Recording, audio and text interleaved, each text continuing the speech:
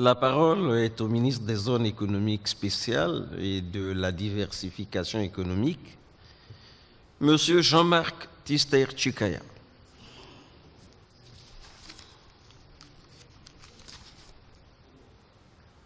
Pour une question. Je vous remercie, vénérable président du Sénat, vénérable membre du bureau, vénérable sénateur.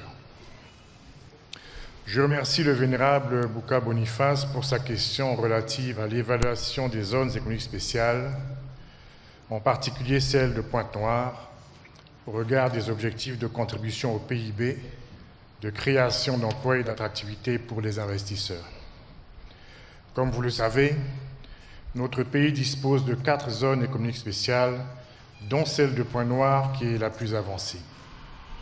Le cadre juridique actuel, défini par la loi numéro 24/2017, vise à encourager la diversification économique, attirer les investissements et créer des emplois durables, notamment par la transformation locale de nos ressources. S'agissant de la contribution au PIB, le produit intérieur brut peut être mesuré par la production, les revenus ou les dépenses et ne se limite donc pas seulement aux recettes fiscales. Néanmoins, et en dépit de son régime dérogatoire au droit commun, la zone économique spéciale de Pointe-Noire a directement contribué au budget de l'État à hauteur de 817 639 700 francs CFA en droits et en taxes entre 2023 et le premier trimestre 2025.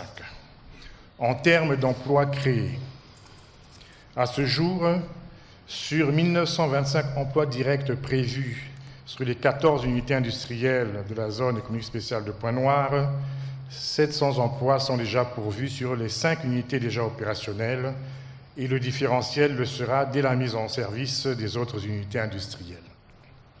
Ce nombre est appelé à augmenter grâce à la mise en œuvre des dispositions du contenu local, mais également par l'augmentation du nombre d'investisseurs obtenus grâce aux nouvelles dispositions fiscalo-douanières. Au niveau de l'attractivité des investissements, 14 investisseurs ont signé un bail avec le développeur.